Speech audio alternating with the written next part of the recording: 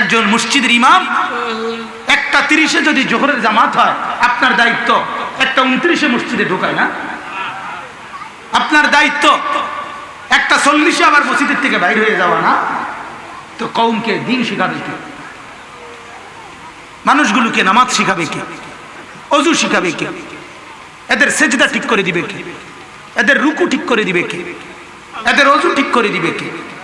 হ্যাঁ, এদের কোরআন ঠিক করে দিবে। ওনারা চায় না, তো ওনাদেরকে চায় না দেখেই তো আমাদেরকে বোঝানোর দায়িত্ব। নাহলে আমরা ঘাস কাটতাম নিয়ে আইছি। কথা বলেন না? বলেন মাওলানা বকর ভাই, বলেন আপনার কি দায়িত্ব? ওরা আসে না, শোনে না, তো এর লেগে তো আপনার হুজুর বানাইছে আল্লাহ।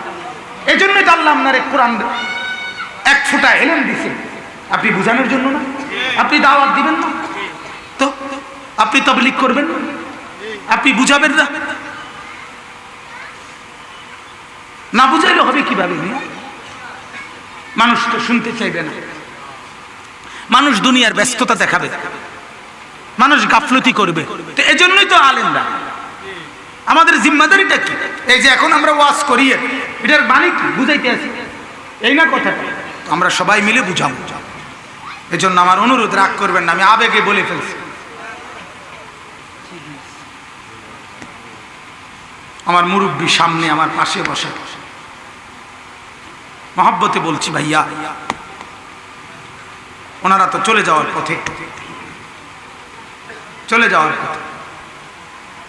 নতুন নওজোয়ান আলেমরা যদি উম্মতের ফিকিরে তৈরি না হয়, জাতি রক্ষা পাবে না।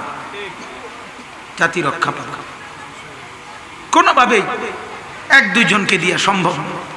এক মুশতাকুন নবী আমার শায়েখ দামাত বারাকাতুহু সারা দেশ চায়, পারে না, কাইটা টুকরা টুকরা করে লাইতো বেড়ারে। মাহফিলের লাইগা যদি বলে যে অবাক করে দেও নাম যেত 60 টুকরা করিয়া, তাইলেও কি? তাহলে কিভাবে সম্ভব? আমরা কিভাবে পারি? আর সারা দিন নাই, রাত নাই, সারাটা দিন মোবাইলটা চলে, সারাটা দিন। এটা সারাক্ষণ বন্ধ রাখি। এখন কেউ আমার আর খুঁজে পায় না ফোন করে। আমি কি করতে পারি বলে? নিজের ফুডাঙ্গিরির জন্য কসম খোদা বলতেছি না, আল্লাহর কসম না, কিন্তু কিভাবে সম্ভব? এজন্য অনেক আলেম, আমি জানি আজকের এই মজলিসে অনেক আলেম আছে, ইমাম আছে, এজন্য সুযোগটা পেলাম দেখে বললাম আপনারা একটু আগে আসেন। আমার গলায় অনেক সমস্যা।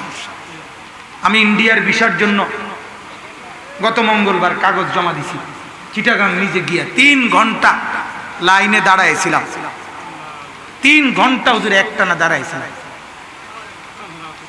গলার চিকিৎসার জন্য ইন্ডিয়া যাওয়ার আশা করছি।